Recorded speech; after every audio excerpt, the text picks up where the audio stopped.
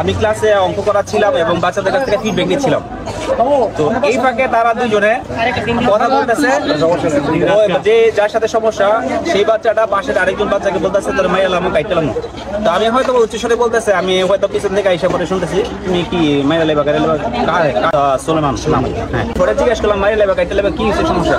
ওই ওরা আমি মারলাম। কিন্তু মাইয়া লেবা কি লেগে কি হয়েছে? ওই আমার ইচ্ছা হিসেবে আমি মারলাম। এরপরে আমাকে মাইয়া লেগে কাইটা লেলে ঠিক আছে, রুমের থেকে বের হয়ে যায় না, কারণ আমার ক্লাসের সমস্যা হচ্ছে, ডিস্টার্ব হচ্ছে, অন্যান্য বাচ্চারা শুনতেছে এগুলো শব্দ শুনে একটু সমস্যা হচ্ছে, তুমি বের হয়ে যাবো। তাই না, আমি যাবো না, আমি রুমে থাকবো। তো এরপরে আমি ভাবলাম যে রুমে যে আর আমি করতেছে বলে আমার দরকার নাই, আমি তোমার এখানে চাচা আছে যেহেতু আমি মোবাইলটা বের করতেছি, আমি তোমার কাকারে কল দিই, তুই কারে কল দিবি কল দে।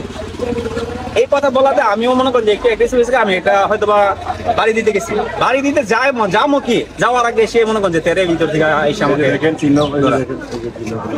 আমি কি চাবো, আমার শিক্ষার্থী, এটাও শিক্ষার্থী, সবটা শিক্ষার্থী, কিন্তু কথা হচ্ছে আমার উপযুক্ত বিচার চাই। আমার গায়ে হাত দেওয়ার মতো সাহস পেল কোথায়?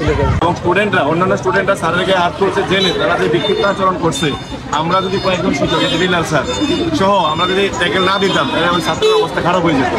আমরা আইনের প্রতি শ্রদ্ধা রেখে কিন্তু আমাদের সহকর্মীর গায়ে হাত চলছে, আমরা কিন্তু তারপরও তাকে সেভ করার চেষ্টা করেছি এবং আইনিভাবে আমরা আগাচ্ছি। আর আইন যে শাস্তি পাওয়ার কথা সেই শাস্তি দেবে আর কি, সেটুকু আমরা প্রত্যাশা রাখি আর কি। এবং এই দুঃখজনক ঘটনার তীব্র নিন্দা জানাই।